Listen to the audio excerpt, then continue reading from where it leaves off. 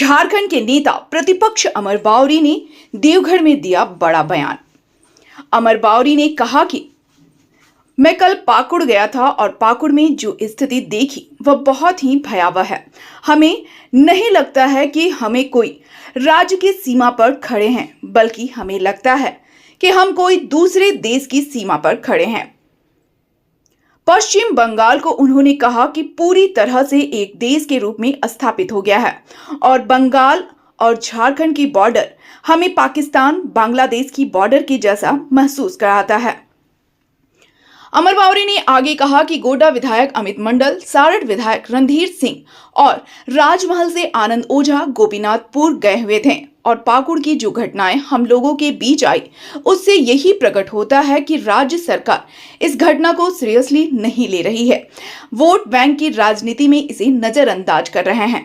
उन्होंने आगे सरकार पर निशाना साधते हुए कहा कि बकरीद के अवसर पर गौवंश की हत्या करके हिंदू आबादी के बीच जिस प्रकार से उन्माद फैलाने के लिए ललकार है, यह तालिबानी मानसिकता को दर्शाता है।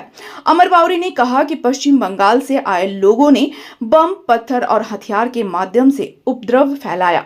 पुलिस की मौजूदगी में लोगों ने इस तरह की घटना को अंजाम दिया जो दुखद है और जिस प्रकार से हम लोग लगातार कहते आ रहे हैं कि पश्चिम बंगाल और संथाल परगना की डेमोग्राफी चेंज हो रही है, इस घटना से यह सच साबित होता है। हम चाहेंगे सरकार वहां के लोगों की सुरक्षा के लिए पुलिस पैकेट की स्थापना करे और सरकार अपना रुख स्पष्ट करे कि झारखंड में गौवंश की हत्या बंद है या नहीं। अगर बंद है तो फिर रांची, पाकुड़, जमशेदपुर जगह पर इस तरह की घटनाएं खुलेआम कैसे हो रही हैं। साथ ही राजद, कांग्रेस और झामुमो को लेकर भी कहा कि तीनों पार्टियां इस विषय पर अपना अपना मत स्पष्ट करें। कल पाकुड़ गोपीनाथपुर ग्राम का दौरा भारतीय जनता पार्टी के संथाल परगना के 3 सम्मानित हमारे भारतीय जनता पार्टी के विधायक सारठ के रणधीर सिंह जी, गोड्डा के अमित मंडल जी और राजमहल के अनंत ओझा जी के साथ हम लोगों ने दौरा किया और वहाँ की स्थिति की जो समीक्षा की या जो जायजा लिया वो बहुत ही भयावह है। और जो डेमोग्राफी चेंजेस की बातें हम लोग लगातार कहते हैं उसका एक विद्रूप चेहरा वहाँ देखने को मिला।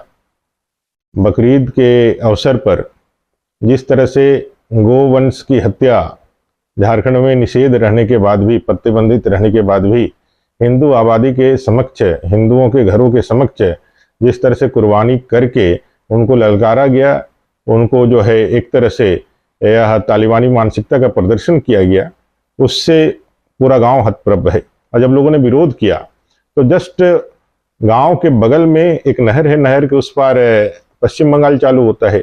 वहां से सैकड़ों लोगों ने, हजारों लोगों ने बम, पत्थर और लाठे और फरसा और हथियारों के साथ चढ़ाई कर दी और हिंदुओं के घरों को तोड़फोड़ किया, उसमें आगजनी करी, लोगों के घर से लूटपाट किया, बमबाजी करी और पूरे गांव में दहशत फैलाया।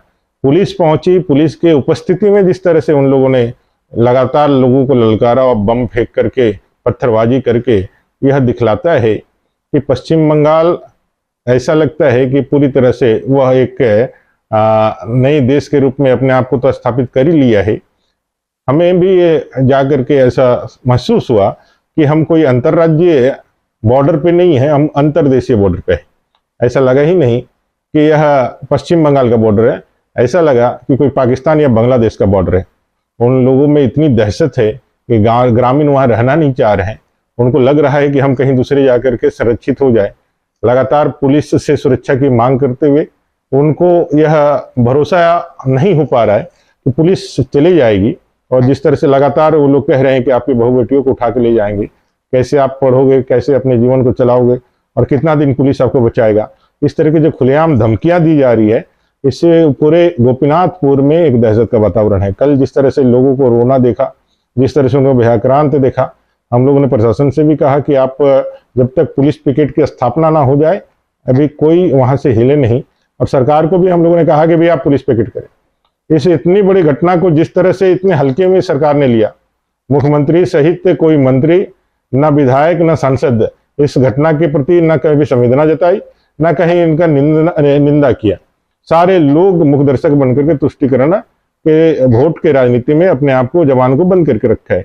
ये भयावह स्थिति है पूरे संथाल परगना का। और गोपीनाथपुर का यह घटना ये साफ दिखलाता है कि अगर हम नहीं कहते तो डेमोग्राफी चेंज का खामियाजा ये पूरे भारतवर्ष को देखना पड़ेगा, इसको झेलना पड़ेगा।